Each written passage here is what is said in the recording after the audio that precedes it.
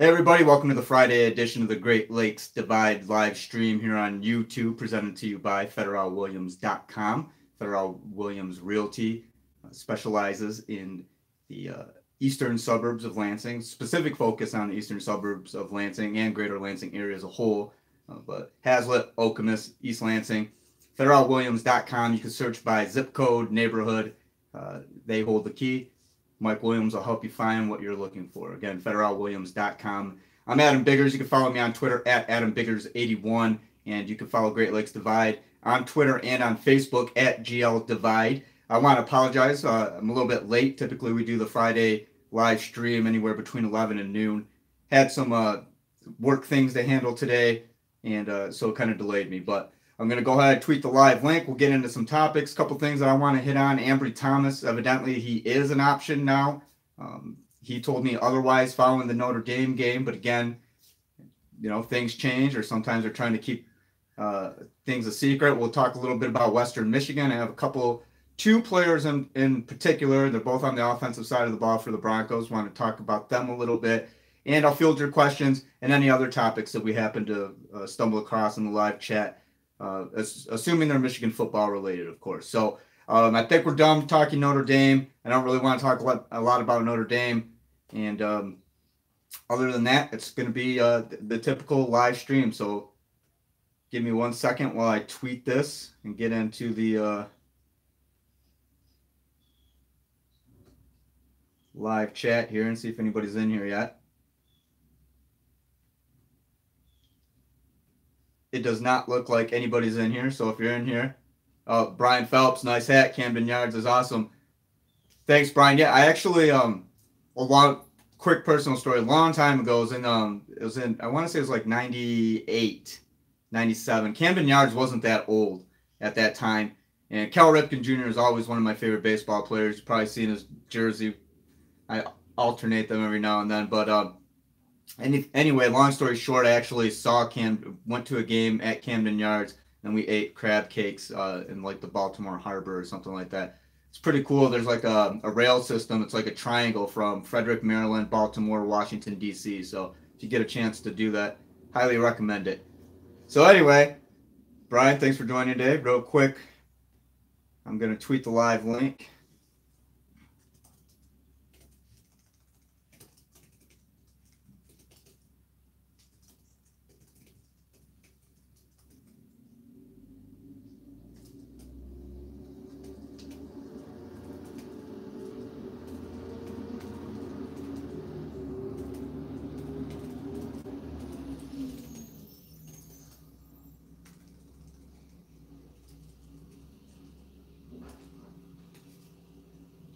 All right, guys, sorry for the delay here. Timely, too, with the trash. I don't know if you can hear it. The trash truck is actually going by.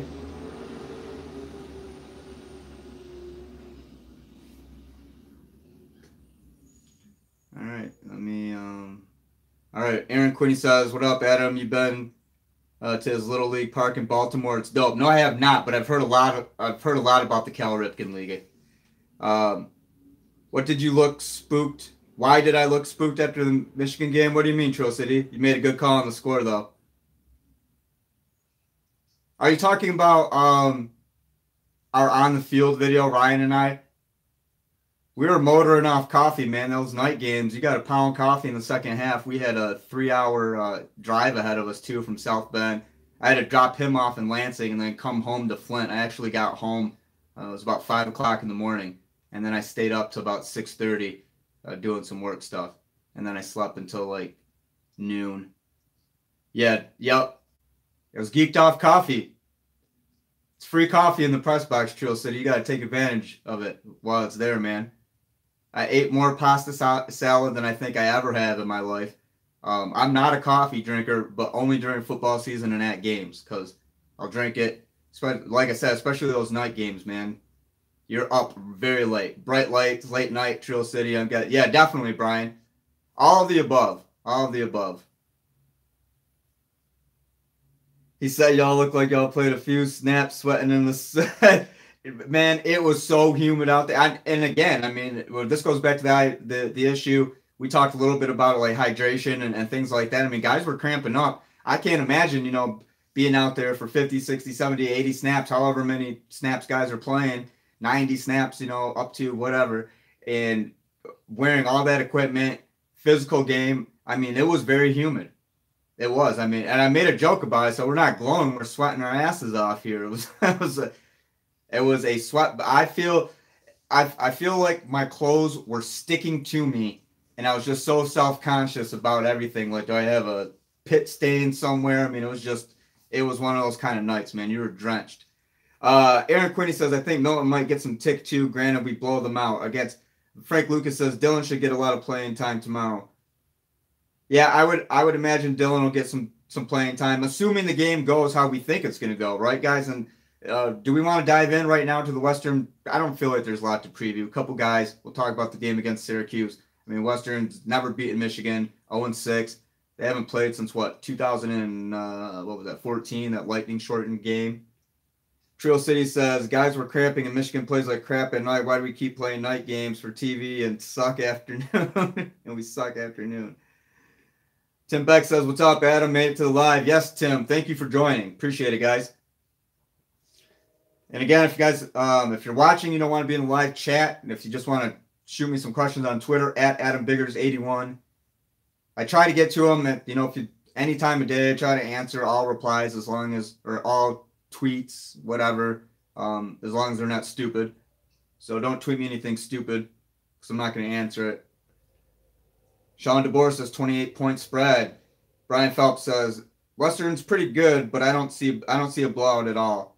I don't know, Brian. I mean, I feel like this has to be a blowout for Michigan. Let me get on this Western Michigan stuff, and we'll talk about this. I just want to point out two guys. Vontae Bellamy, and last year on week 7, he had an ankle injury against Akron, so he's coming back from an ankle injury. Last year against USC, 9 carries for 102 yards, long of 48. Against Michigan State, 12 carries for 67 yards, long of 16. And then they really didn't play anybody. In a 71-68 7 overtime win over Buffalo, if you guys remember that one, he had 11 carries for 131 yards, 11.9 per carry, 66 yards, a touchdown. So 2 catches for 25 yards. That's kind of an exception, but it does show that he can be a workhorse. So I think, obviously, Michigan's going to have to bottle him up as much as possible. And again, they played USC last week, lost 55-42, and Bellamy had 11 carries for 120 yards, 2 touchdowns. And he's averaging 10.9 per carry. So obviously he's the guy to watch. Another one is a quarterback, John Wasink. And truthfully, he hasn't really done anything against anybody. He's got average numbers against average teams. I mean, he's playing MAC teams or MAC schools. So he has average numbers. But there's one that does stand out to me because this past week against USC, 19-36 for 307, or against Syracuse rather. Sorry, 19-36 for 379 yards, 3 touchdowns, 2 picks. So I mean, that was a stat stuffer game for him. But those are 2 guys I think Michigan has to watch. I think if you control John Wasink, the defensive line, dominate the tempo, eat away Western's offensive line, don't allow them to run the ball. Because I thought the Notre Dame ran the ball pretty decently against Michigan last week, actually. And real quick, the only thing I want to talk about Notre Dame, I'll bring up the average rush. It was 2.8 yards per rush, but they did have some plays, and obviously considering Brandon Wimbush as well. But running backs wise, other than Wimbush, 45 and 35 carries, so 20 minus 1 Davis, who had 2 carries, but Armstrong and Jones, Armstrong 15 for 35 and 2 touchdowns. Jones went for 9 carries, 45 yards. So I think right now the secret to success for Michigan, and it's probably not so secret, is bottle up Levante Bellamy, the running back, and make sure that John Wasink has no open looks and is on his back all day and running away from pressure. So this has to be a Devin Bush dominated game. This has to be a Cleek Hudson, Chase Winovich, Rashawn Gary. Those guys don't dominate on defense, then I think that I'm not giving Western a chance in this game, but I do think that we're talking a little bit different story. Real quick, guys, I want to bring up the season predictions and everything, and I want to go with their score. We're going to keep with tradition, go with the score. Last week I said 24-17, or I said 21-17 17 Notre Dame. It was 24-17 Notre Dame. So Western Michigan this week, and I put out this prediction. I have 42-13 Michigan. So if you guys want to take the time right now, we'll go over predictions. And I'll read through the comments. Frank Lucas says, hopefully our left tackle shows up this game. Brian Phelps, I know Syracuse put up 55. Score predictions. Yes, Alan, let's go ahead. I have it 42-13 Michigan. What do you guys have? Trio City says, my friend is taking Western over Michigan on Bookmaker.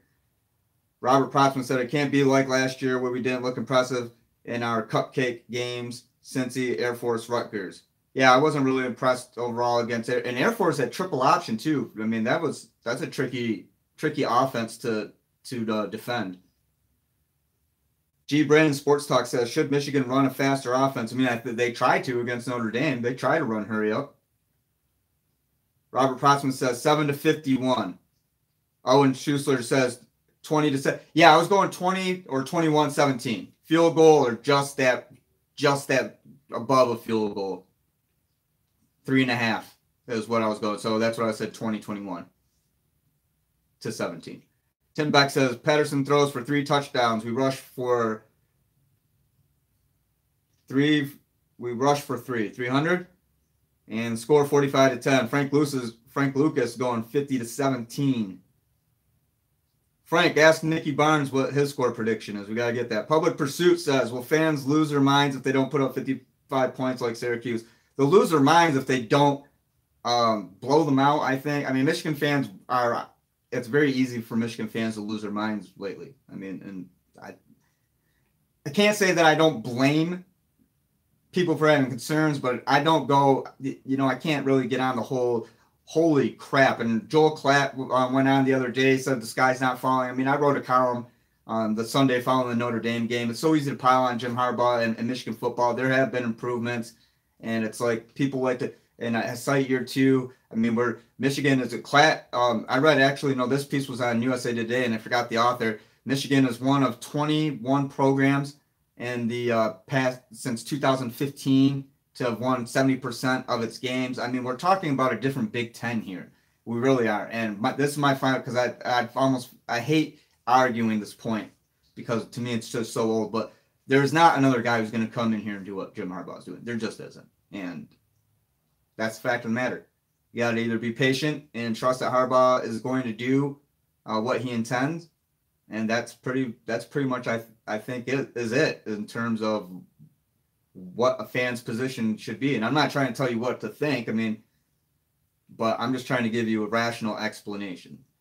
Let's see. Kyle Prime. I say it wrong every week. Kyle P. Adam, with the struggles we had at tackles, how short of a leash you think they have? PFF had them rated as 2 of the top 4 worst tackles in FBS after week 1. I mean, why not try some of the young guys? I mean, Western Michigan, that's going to give Michigan an opportunity to put in, maybe a James Hudson or a Jalen Mayfield. I would guess. If it's a blowout situation.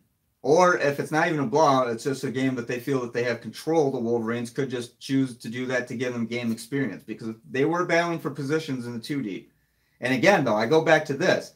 Michigan's not going to say, look, okay, these are the guys we're rolling. We're rolling with Bushell Beatty and Runyon Jr. We don't think they're the best we have, but we're going to start them on the road against Notre Dame in a crucial game, in a big game, nationally televised. They're not putting the second best option on the field. So you gotta take that into account. John Runyon Jr. is the best option that Michigan has at left tackle right now. Juwan Bushell-Beatty is the best option at right tackle right now, and that's why they started. And they are what they are. And again, they're not.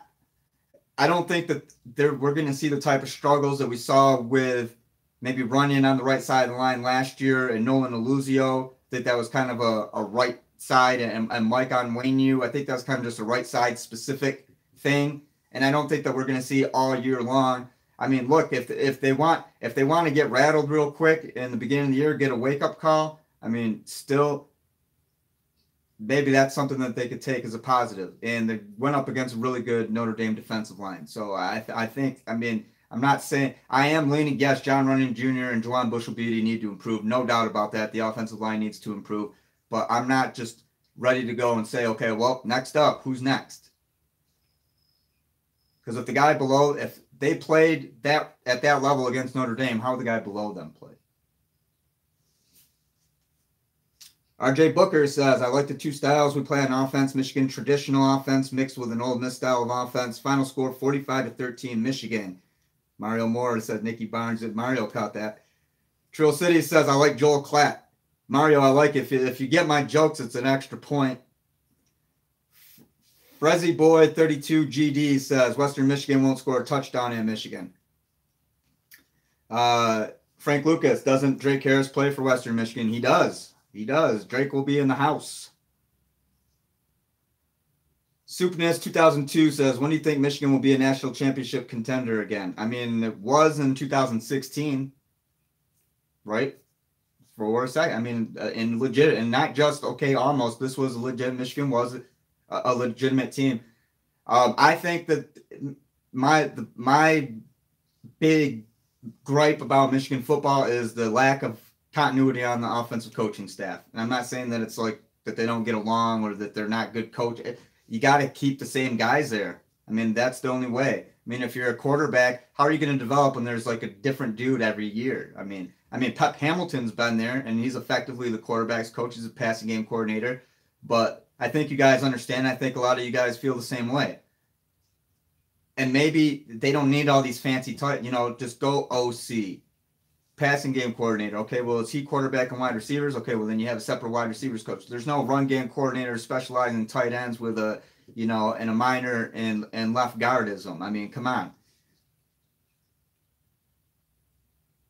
G. Brandon Sports Talk says, I say put a tight end on Runyon's side for help regardless. And I mean, they have it, right? They're loaded at tight end. Stack it. Stack the side. Sean Hull says, how's it going, Adam? Hey, Sean, real well.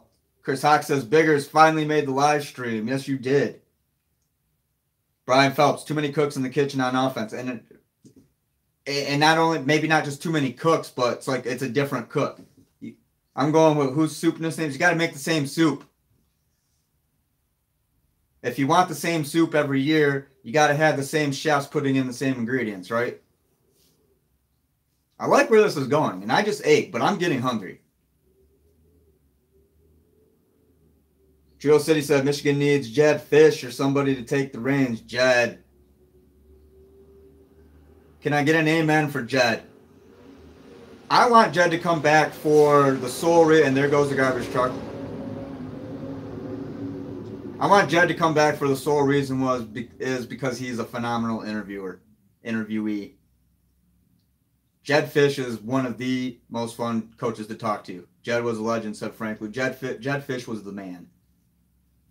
He was the man. Don Brown, the man. Greg Madison, the man. You want to talk about some of the best Michigan interviews? And honestly, I thought Pep last week, he gave a pretty good one, considering that Pep's, not as animated or, really going to talk about. Mike Zordich is another good one. But I thought Pep, but yeah, Don Brown, Greg Madison, I thought Greg Madison gave one of his best interviews ever. When we talked to him last week, he's rocking the goatee. New look for Greg. The Ball says Don Brown hasn't done anything to win either, though. What do you mean? He had the #1 defense in the country at Boston College. That's why Jim Harbaugh went after him. They literally looked up who had the #1 defense in the country. Oh, click Boston College. Who's their defensive coordinator? Don Brown? Give him a call. That's what happened. J Mays 2 says, if we're doing predictions, I think Drake Harris gets revenge 28-21 Western with the win. I hate to say it. Are you kidding me, J Mays 2? That's the boldest prediction right there. And I'm not saying, are you kidding? Like I'm making fun of you. I'm saying, wow, hey, way to go out on a limb. Chris Willing says, I'm an Ohio State man, but Michigan playing it safe on offense. Who tweeted that? Someone tweeted on during game there. It's like good for Michigan and Harbaugh for not showing too much against Notre Dame in anticipation of that big game against Western. I thought that was hilarious. Offense, man. Well, and I mean, Jay Mays, I'm with you. I'm with you. But I mean, Syracuse put up 55 against Western Michigan. I do think, and that Western Michigan's not Notre Dame. It's not Notre Dame's defense. I do think that Michigan just out talents Western. There's just some of those games where the players on one side of the ball are just so much better. This is one of those games. Western might come in with a great game plan and really compete well. But at the end of the day, they're going to be outweighed, outmuscled, outfasted. That's not a word. Outran. And let's face it, I mean, Drake Harris might be one of their, best weapons on Michigan. Drake Harris had trouble seeing the field at Michigan. You know what I mean? So, I mean, you got to connect the dots here. I think this, I'm not going to say that this is just going to be super easy for Michigan from the get-go, but I would be surprised if this isn't a 42-13 game, or, some of you guys are going more than that. Some of you guys are saying maybe, I think it's all 35-13, but I mean, realistically speaking, I would be shocked if this isn't a 3-touchdown game. Matt Crandon says, "Damn it, Adam, you always stream when I'm at work." I'm sorry, man. I meant to go earlier, guys. Again, I apologize. Typically on a Friday, we'll go 11, sometime between 11 and noon Eastern. But I had some things to do this morning, so I wasn't able to. So, Sean DeBoer says, "Just don't look like MSU against Utah State. I'm thinking get 34-13. Sean Hull says, "I want to see a wide receiver touchdown tomorrow." Yeah, well, I mean, it's been, since Cincinnati? Was it? I got to look that one up. I know the last win, November 11th, 35-10 at Maryland. That's Michigan's last win. Like 300 and some odd days.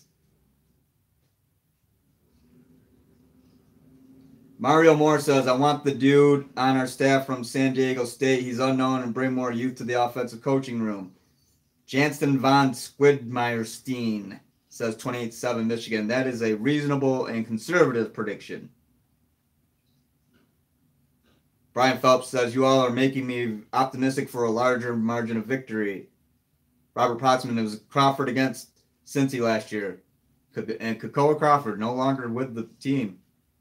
Again, I'm really wondering if I'm Kakoa and Eddie McDoom, if I'm not going, dang it, why did I leave? 49-10 Michigan, says Chris Hawk. Diddy 8 says, "I agree with Sean. Unleash the wide receivers. Those kids are freak athletes." They are. Let's talk about Ambry Thomas real quick, guys, because Ambry, evidently, per reports, Michigan is considering, maybe talked about Ambry Thomas on offense. I had the video on my YouTube channel. And guys, we're almost at 1,200 subscribers. I mean, we've increased like almost 400 subscribers, 350 subscribers since like the beginning of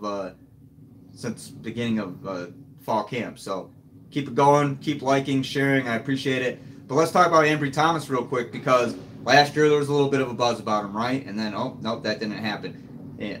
Buzz about him being on offense. And then this year, 99-yard touchdown kickoff return. How can you not want to put the ball in this kid's hands? That's what I want to know. And I asked Ambry after the game Saturday, and he said, no, it hasn't been talked about. He was just talking about how he's a playmaker, how he likes the ball in his hands. I said, did any talk about offense? No. Well, evidently, Ambry was probably just keeping quiet on it and not trying to spill the beans, because now reports are saying that Ambry Thomas could see some time on offense. The ball says, remember the DPJ hype or the black hype? I mean, I think both of I mean, we had, in all fairness, I mean, Tariq did live up to the hype last year when he was healthy. Through those first 4 games, I thought he was pretty good. Again, that Florida game, man, his debut, what was it, a 64-yard touchdown and 37-yard, I just wrote about this like last week, I forgot. I think it was 63-yard touch, or 46-yard touchdown pass, sorry.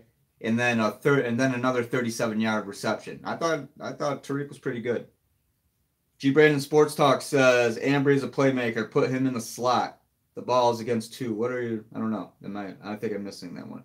The real question: do we see a touchdown catch by a wide receiver tomorrow? I'm going 38-7 Michigan. Let's have some predictions. Yes or no on Michigan wide receiver scoring the touchdown, and who is it? And I'm going. It's going to be Nico. It's going to be a red zone touchdown, Nico. I'm going to break out the crystal ball here, and I think it's Nico Collins. Maybe something, a little corner in the end zone. Jump ball. Run the fade with Nico. J-Mays 2, what's my prediction? 42-13 Michigan. Brian Phelps says, yes, a wide receiver will, and that's Grant Perry. Sean DeBoer says, Nico 20-plus yard touchdown. Well, I'll say 20 then, because they're on the 20, then they're in the red zone. Robert Protzman says, DPJ has a huge game to silence critics, 2 touchdowns and 100 yards. Tebow989 says, yes, at least 1, and I say DPJ. DPJ says, G. Brandon Sports Talk. Kyle Ralph says, Oliver Martin on screen pass. Book it. If you guys want to talk about Oliver, I'll actually be at plans to speak with his father, Jeff, tomorrow. So, Jeff, if you're watching, thank you. I was able to get in touch with Oliver Martin's parents and wrote the story on Oliver and read it. I definitely had fun leading up to it, and I want to read this part. And if you met the kid, you would totally understand. And I tried to take like the screenshot from the video for the photo for the article. I want to try to get him looking as like mean as possible. I mean, this kid, seriously, I joke around and then I say on the surface, Oliver Martin looks like the type of guy who'd help an elderly woman cross the street while carrying her groceries, or the kind of kid who'd shovel your driveway after a piling of snow. He's probably the one to call if you need a ride or to borrow a few bucks, and he probably doesn't mind giving up the last slice of pizza. You forgot to bring a pencil on test day, but Martin was the guy who hooked you up with one of his spares, and he didn't think twice about doing it. Good old Oliver. He's such a nice guy. And then I go on to say, this kid is a competitor. He could have played baseball. He was offered a scholarship to play at Iowa when he was a junior. He is an excellent swimmer. He could have swam in college. This kid is just an ultimate competitor, and it's kind of cool to see, because if you bumped into Oliver Martin out on the street, he's like the nice neighbor kid. I mean, really, he is. And he got a lot of attention in camp. I mean, people were talking about him last year during camp. So, yeah, Oliver Martin definitely is going to be someone to hold on. I'm trying to see them all. Trill City, I'm skipping comments. Yes, Oliver Martin and Grant Perry. Jansen Van Squidmeyerstein. Grant Perry, 2 touchdown catches. DPJ 1. Greg Ryan says, they say tight ends and running backs score. Other than Grant Perry, the receivers will struggle. Robert Protzman says he made huge plays last week. Favorite play of the game was his reception where Shea scrambled and Martin got open over the middle. Trill City says Ambry should be our safety, not playing offense. I think Ambry, run a sweep with Ambry.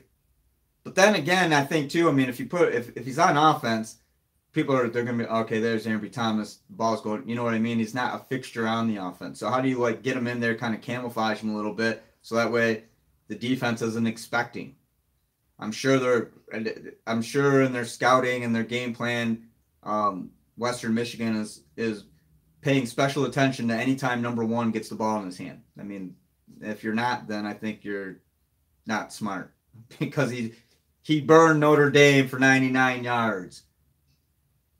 That was a hell of a return. Sean Hull says, don't drill him. Don't make it predictable. Just let him do him. Exactly, Sean. Robert Protzman uses a decoy. Should have done a lot more decoy. Yeah. How do you get him in there? Camouflage him a little bit, but at the same time, because, I mean, we knew every time Jabril got on the field, oh, here comes the Jabril cat for 3 yards. It was not as explosive as I thought it would be. Tebow989 says, this is Tim Beck on my phone. Oh, but I want to make a funny name just to hear you say it every time. All right. Oh, you guys are having fun at the expense of me. I like it. Thank you. Unless Ambry is a Charles Woodson type talent, keep him away from the offense. But when you can return a kick for 99 yards against Notre Dame, don't you want to see him on offense? Greg, just a little bit. Yes, you do. Because what? When we saw Jabril, that punt return against Colorado, people put him on. Ambry Thomas could be one of those guys that's just boom, lightning strike, and that's what you need.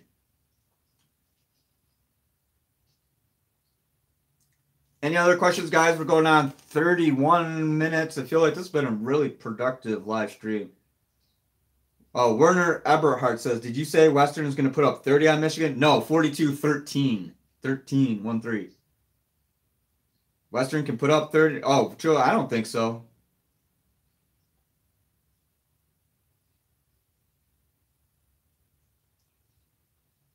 Let's see.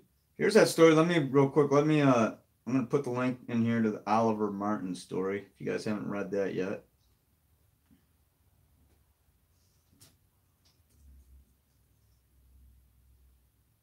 Mario Moore says, should we be concerned that Notre Dame went at Hill to start the game? Ohio State went at him too. I personally think David Long is the best defensive back got, not Hill. I think David Long is the best one too. Kyle Prange, Kyle P. Problem is we have the talent at receiver, but it doesn't matter if the quarterback has to get rid of the ball in 1 second. So having Ambry would be nice, but I don't know how much it would help. I mean, really, and again, we talk about all the bells and whistles that could accentuate Michigan's offense, but this guy, I mean, bottom line is if you don't have an offensive line, it's not going to work, right? You're not going to build like a mansion on sand. You got to have a good foundation. We're going in full-on analogy mode today. Oh, why haven't the young guys beat out Tyree and Metellus? Because they're not as good. Simple answer. Adam, MSU win or lose at Sun Devils? I mean, this road game, Brian Lewerke homecoming. I think that this could be a loss for Michigan State. I do, and then I can back up and say, well, I do see Michigan State winning this game, but it's not. I'm not 100% confident. I'm going 60-40 Michigan State, percentage-wise, not score. Concerned about the Utah State game? Yes. Certainly. Big road test for Michigan State. This game will say a lot. And why I say that it's coming scare at home against Utah State, which should have been a gimme. This Arizona State game is going to be a big game. For Michigan, is this, you're coming off Notre Dame. Is Western's, it's not a big game in those terms. This is a big game. I mean, opponent-wise, it's a Pac-12 opponent, road game for Michigan State. That's a big game. Western Michigan, it's a big game for Michigan in the sense of what they always say. It's the next game. The next game is always a big game. It's always the biggest game. But I think that this is a game that just need to get some confidence and have 3 in a row at home. In order to establish that, you got to get right before you go to Northwestern. And we talked about this before the Notre Dame game, kind of during the Notre Dame preview. Like I said, I saw Michigan losing this game, but what's kind of the flip side? What's good for Michigan, win or lose? If you go down there and you win, and you don't look great doing it, well, at least you have the next 3 weeks. Either way, you have the next 3 weeks before you go on the road to Northwestern to tighten up your stuff. Get your SH together. So that's what tomorrow is. Tomorrow starts getting the SH together for Michigan. Trio City says, I think, does Michigan go with talent over seniority? Because I don't. Yeah, I do.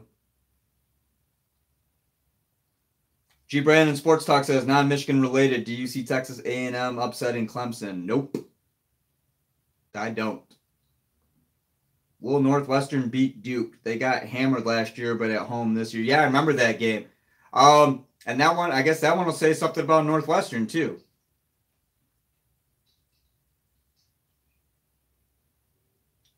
It's what, Northwestern beat Purdue in its opener, right? That was kind of like a wild game. I saw part of it. I didn't watch all of it. Brad Hawkins played great, says Robert Prossman. Brad did. I thought Brandon Watson. Nobody's talking about Brandon Watson. I thought Brandon Watson had a really good game. I have not heard one thing about Brandon Watson, and I feel like I'm the only one down there who's asked a question about Brandon Watson. And Brandon Watson's not a guy, I guess, I've been told he's not one who wants to come out and really speak to the media. He's not real interested in speaking about himself.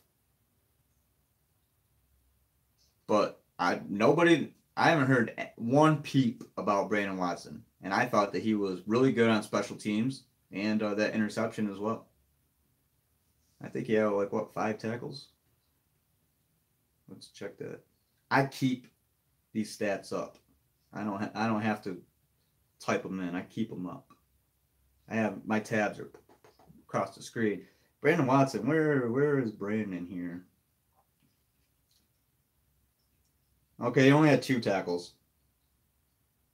Had a half a tackle for loss. He had the interception. And then if you remember, too, on special teams, really good. Get down there, pin Notre Dame inside what it was like it's 6-yard line, 5-yard line, something like that. Tomorrow will be an ugly game, says Greg Ryan. No offensive identity or game plan. RJ Booker says, I like Woods too. Talk about Jamaric. Has speed and length as well. Played the run well. Michael Pemula says, Adam Biggers, do you think we should try to secure a homeland for white people and children? That's the dumbest question that I've ever heard in my life. And I've got some really stupid questions on here. That has just eclipsed any level of stupidity that I thought was possible.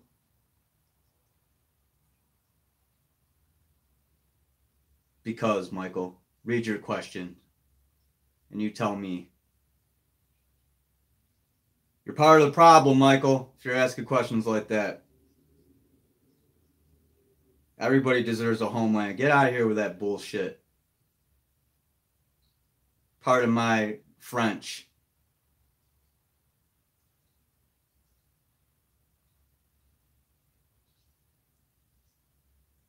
Okay, bye, Michael. Do you want to talk about Michigan football, or do you want to pedal your little bull? Hold on. How do I block? They changed how to block. Report, remove, put user in timeout. You're in timeout. Bye. Anybody want to talk about football? And I apologize. Sometimes I have no control who comes in here, and I can't control what they say until I see it. So if I see something stupid, obviously I delete it. I think last year we had somebody come in here and say some dumb stuff too. So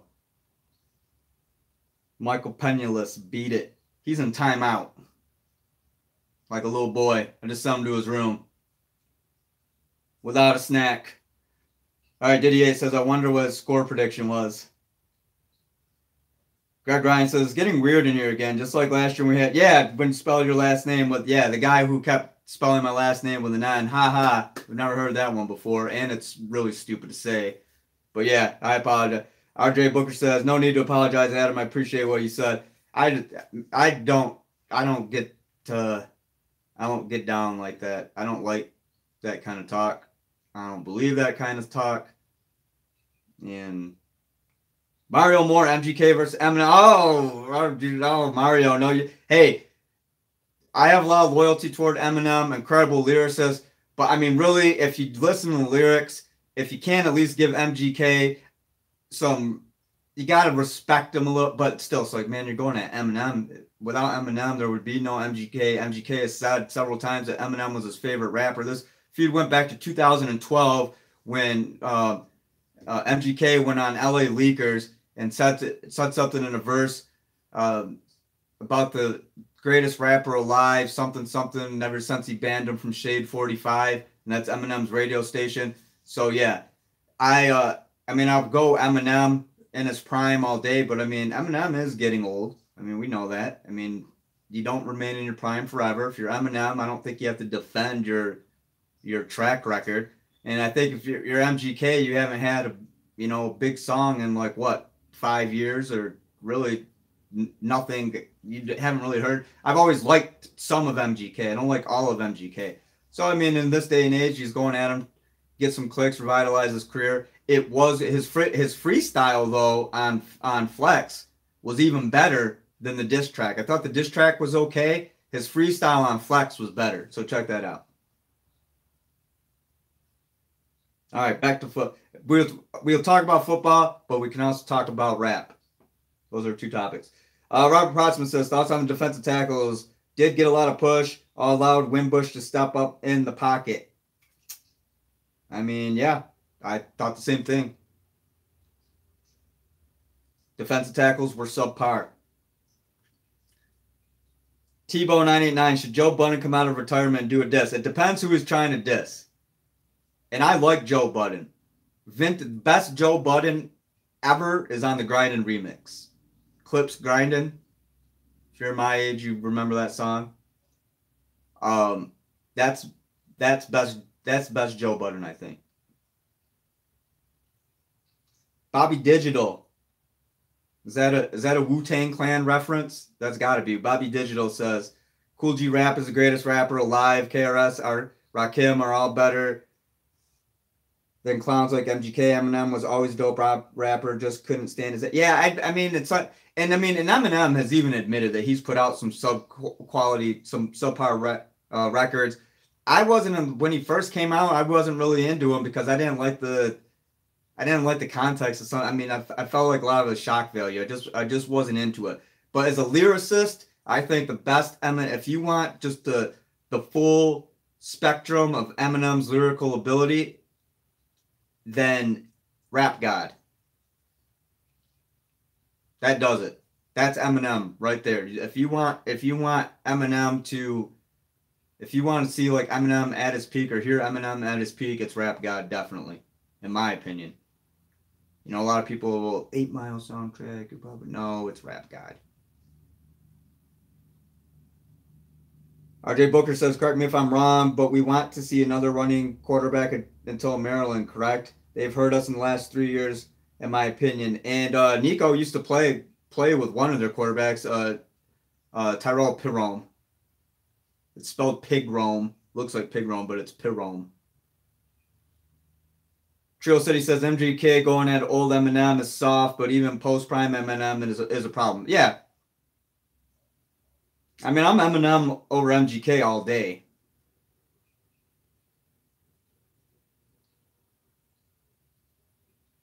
Mario Moore says, great take on the music. I appreciate it. Jay Mays, too, says M will probably come out with a 20-minute sick freestyle to diss him.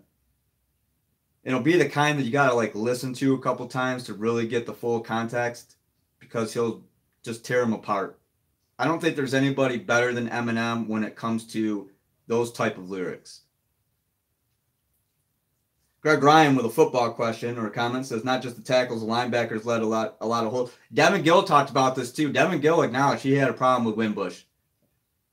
Rashawn Gary, I think, acknowledged it. Brandon Wimbush is a problem. I mean, he's a great player. I think he showed it. He was what they thought we were. Who said that? Trio City, Rap God. Yeah, Eminem, I mean, Rap God. Greg Ryan says, running quarterbacks hurt everyone, including Alabama. Chris Hawk says, I was just in the real Compton last night, so I rocked straight out of Compton of D school style. You were in Compton last night, Chris? Hermit, yes, Robert Pressman. They are who they thought we were. No, yeah, it's Herm. He's got a couple.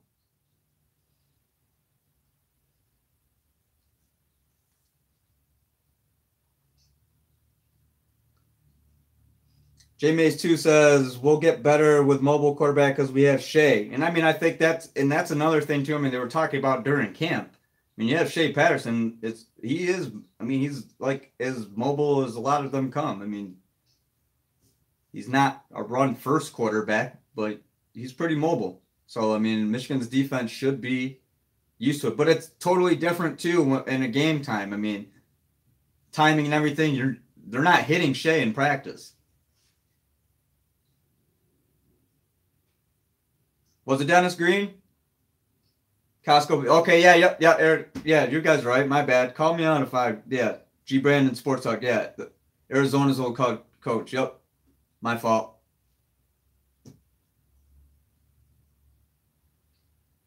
Yeah, that one. They are who we thought they were. That was Dennis Green. Yeah, talking about the Bears. Bobby Digital. You're right. Herm. Yes, Herm was you win to play the game. Yeah, that's right. and the what to think before you press send thing. He also famous for that. And Herm, speaking of Herm, Arizona State coach, did not know. Did you guys see that video? Let's end on this, guys. We're on 45 minutes. Did you guys see that video during his introductory press conference? Someone asked him about like Sun Devils, and what Herm Edwards said something about like, well, we're Christian or something like that. It's like, no, Herm is the school mascot. Oh, okay, yeah. Not with that devil stuff. In Dallas, DJ Quick, 8 Ball. But you guys, okay? You want to talk about 8 Ball and MJG, Scarface? Yeah, Houston legend for sure. UGK is one of my favorite rap groups ever out of Port Arthur, Texas. I was really into Memphis rap because 3 6 Mafia and Dayton Family's from Flint. So hearing the stuff with 3 6 Mafia and Dayton Family, and then getting into 8 Ball and MJG a lot. And then I really like Young Dolph. Young Dolph's one of my favorite rappers. I like Key Glock too. He's Memphis guy. He's on Dolph's label. I don't like a whole lot of new rap because, I mean, I'm 36. I'll be 37 December. But some of the Migos stuff is growing on me a little bit. I think Quavo, he's not bad. I think now he's got like a solo. I just listened to it on YouTube. I think he's got a solo album out. Never liked Drake. Cannot get into Drake. Never liked, what's his name? Did the song about thrift stores. What in the hell is the dude's name? It's got a first name that's like last name. Dr. Seuss to a drum beat. Rap groups. Oh boy, Dr. Seuss. Mark Reed. Oh, Mark. Don't come in here. Arizona State plays who next? Trill City, Michigan State. Yeah, Spice 1. I'm all about it, Bobby Digital. Fact. Mark Reed. Mark Reed, you came in the part of the show that you probably don't want to hear. We're talking about cool music. I'm sorry. But yeah, what was I saying? I was talking about like Memphis rap. I'm really picky on some. Macklemore is the dude I'm trying to think of. Named it like a fish. Macklemore, a mackerel. But I don't really like him. Really in New York stuff, Wu-Tang, Nas, obviously. I like this one. It's like there's a few new rappers that I find out about and I like them, and then they're dead. As soon when I find out about them, they've been killed. Like this dude, Bankroll Fresh, Baton Rouge or New Orleans rapper. This dude from Pittsburgh, Jimmy Wapo, he's dead. I'm like, damn it. I just found your guys' music. I want to hear more new stuff, and then you got to read the comments section, RIP. So it's unfortunate. But most of the rappers I like are still alive. And Redman, I'm really into Redman, Method Man, Wu-Tang, that sort of thing. Yes, J Mays too. Trio City, Cheddar Boys, Blade, Icewood. Oh, man, you're talking late 90s Detroit, Eastside Cheddar Boys. I actually knew a guy who knew them, and he told me about them. And he's like, hey, they're having a thing. Do you want to go? I said, no, I don't. You shouldn't have told me about them before. Yeah, you want to talk about dudes that are really doing it, and they're not just in the studio rapping about it. Blade Icewood, Eastside Cheddar Boys, Detroit. Those guys were like legit. Those guys were legitimate dealers, real gangsters. For sure. Redman was Bobby Digital. Redman was a classic. Trio City, Mac Miller. But no, I don't like Mac Miller either. No Mac for me. Check out Lightfoot, Chris Hawk says. I'll check it out. Cody in Coach Todd Schultz's office right now wants you to take Mario and Rod Allenbrough. I get it's Coach Todd Schultz at Bentley High School, right in my neck of the woods. Cody Peischer. Cody, you're like an assistant now, or like dean of students. They're both big wigs out at Bentley High School. My take on the status of Mario and Rod Allenbrough, you'd be surprised at how many people in the media want to fight each other or would fight each other. Definitely. There's a couple guys I wouldn't mind having words with. I'm going to shut my mouth right now. All right, we've been going on too long. Didier says, don't play musical chairs with Rod and you're good. Tebow99 says, I wish I could join the rap talk because I love rap, but I got to go. Yeah, guys, hey, we're going on 50 minutes. We talked a lot of football, talked a lot of music at the end too. If you're into music, tweet me. I'll talk about music all day and shoes, like shoes. Just actually got some Air Max in the mail today. I like very particular. They gotta be Air Max 90. I don't like Air Max 95s.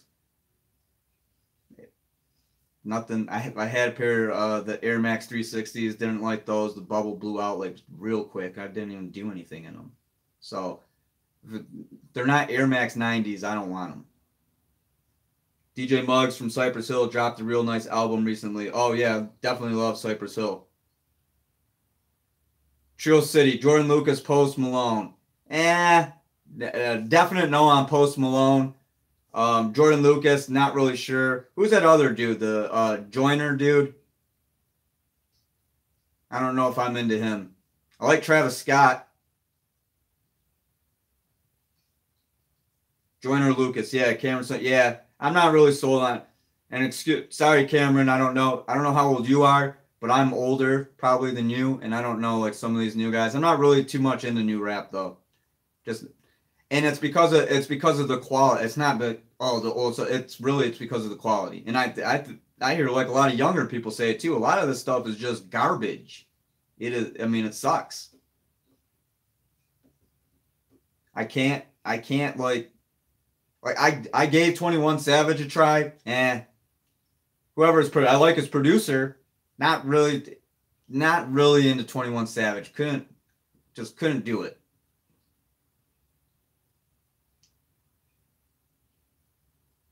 Yeah, a lot. Yeah, here's one thing though. I think the producers in today's rap, you can definitely say. I mean, the producers are making the genre. It's not the rappers anymore. It used to be the rappers made the genre, and the producers had to come up with something to match what they were rapping. Now it's like the other way around.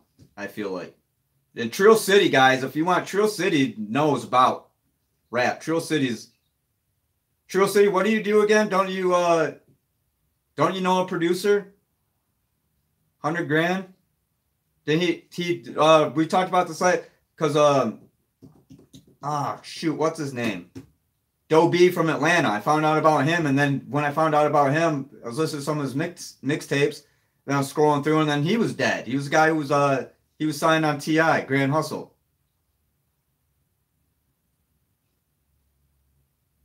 Greg Ryan said I had runs with the Cheddar Boys and Rock Bout. Yeah, Greg Ryan. Yeah, the hell were those runs with the Cheddar Boys going? Were you going on runs with the Cheddar Boys? I think statute of limitations is up, so you can't. If you want to tell us your story, you can. I don't think you can be charged for that anymore. Metro Boomin needs to find better rappers. Yeah, I mean, and Metro Boomin is the one who's like, I feel like he's whatever he's on. Whatever he produces, I like. J Mays 2 says, I know we're so far away about this talk, but what will it take for you to say Harbaugh should be fired? Oh, he's got to have 2 losing seasons in a row and just completely lose control. I don't think there's even a discussion to fire Jim Harbaugh right now. I don't. I think it's fan emotion. Yeah, Honorable C note. Yeah, that's my bad. Yeah, top producer. Yeah, he's produced for Young Dolph, hasn't he? Because that's how I heard about him. It was on a Young Dolph mixtape. I'm really into like blend tapes, mixtapes. Like I like that Moneybag and Young Dolph mixtape. I listen to that all the time. On my way to availability. Oh, I'm that guy. Nate Wolverine says I second that about Harbaugh. Hey, you had a run-in with them. Well, Greg Ryan, you survived it. Good job. Those guys had a reputation. I mean, they killed some people. I'm pretty sure. I mean, it was in the news, wasn't it? They were a big-time gang. Eastside Cheddar Boys and like the Best Friends. You guys ever watch about that? Cameron Snyder, are you a fan of the new Eminem album? I have only listened to a little bit. I did not like that song Kamikaze. I didn't like that. I like the album cover. If you guys have seen the album cover, you know it's a play off Beastie Boys, Licensed to Ill.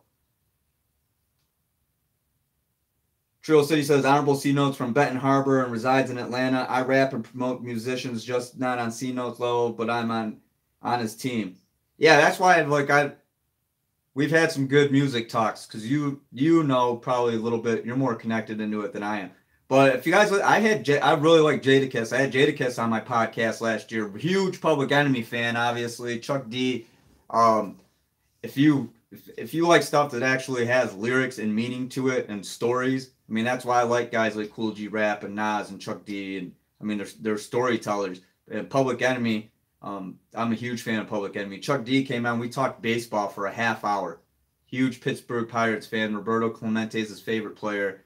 And the reason why he wore a Chicago Bulls jersey in Bring the Noise with Anthrax is because he lost a bet to Scott Ian of Anthrax. I believe is what he said. It was a bet. I think he said he lost the bet to Scott Ian of Anthrax because Chuck D grew up in New York. He's a huge New York Knicks fan. So the Bulls beat the Knicks in the Eastern Conference Finals, and that's why he was wearing that Bulls jersey. Trio City said, yeah, Young Dolph has Honorable C note, as well as Migos, Gucci Mane, a lot of other. Yeah, I like a lot of Gucci Mane. Gucci. All right, guys, we got to go. We're at time 56 minutes. We talked a ton of music. It was a good talk.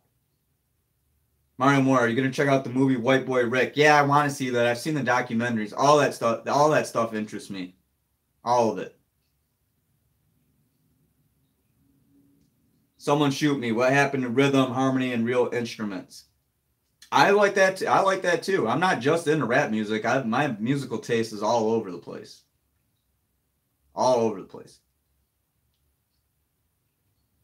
Diddy 8 says Logic tells a good story. I haven't really heard a lot of him. Bobby Digital says, agreed on Harbaugh. People watch too much hot take bullshit. I agree, Bobby. Cameron Snyder says can jam to some Frank Sinatra. I like all kinds. I mean, I like the Killers. I like the Who. I like bands that play their own instruments. You know, I like REM. It was one of my favorite bands. Really like trying to think. I mean, I like just about a little bit of everything other than country. I never really got into country. It was just never my style. But Trio City says, I'm gonna let you go, Adam. If you want to talk music, we can do it on Twitter. Hey guys, I'm Adam Biggers. Thanks for watching the Great Lakes Divide live stream powered by FederalWilliams.com. Again, Federal Williams Realty Group in Lansing with a focus on the eastern suburbs, Hazlitt, East Lansing, and Okemos, but serves Greater Lansing as a whole. Check out the website, type in the zip code, neighborhood you're looking for, and give Mike Williams a call. He will do his best to get you into what you're looking for. Follow Great Lakes Divide on Twitter and Facebook at GL Divide. Follow myself at AdamBiggers81. And, of course, the website, greatlakesdivide.squarespace.com. And have features on a story on Josh Ross and Devin Gill, how they're not competing against each other, but actually building a position. And I thought that was kind of cool. And then Oliver Martin, he looks like a nice dude, but he is a badass. He'll beat you in anything. Challenge him. And then he'll pet you on the back and tell you that you did a great job. Try hard next time. All right, guys. Metallica. Jay Mays. Yeah, I like Metallica and the Chili Peppers. Diddy 8 says, have a good one, Adam. Fine job as usual. I appreciate it, Diddy. Bob Digital says, True City, but the 80s beats are so boring. It takes 5 minutes to make those beats. DJ Quick, Cold 187, all that Dope's live instruments. Cameron Snyder says, man, Devin Gill missed sack so far, and he knows it. He knows that he left a couple plays out there that he'd like to have back. So, all right, guys, thanks again for watching. I'm Adam. Have a good Friday. Follow me tomorrow. I'll be down in Ann Arbor for the game against Western Michigan. I plan on catching up with Oliver Martin's dad and doing an interview, so maybe get a little more glimpse into the nice side, but the competitive side of Oliver Martin. And also check out that story. I had fun writing it, and I think you guys will probably enjoy it. If you don't, let me know. But I think you will. Anyway, I'm Adam. Thanks for watching, guys. I'll catch you tomorrow with a game reaction from the field at Michigan Stadium. Have a good one.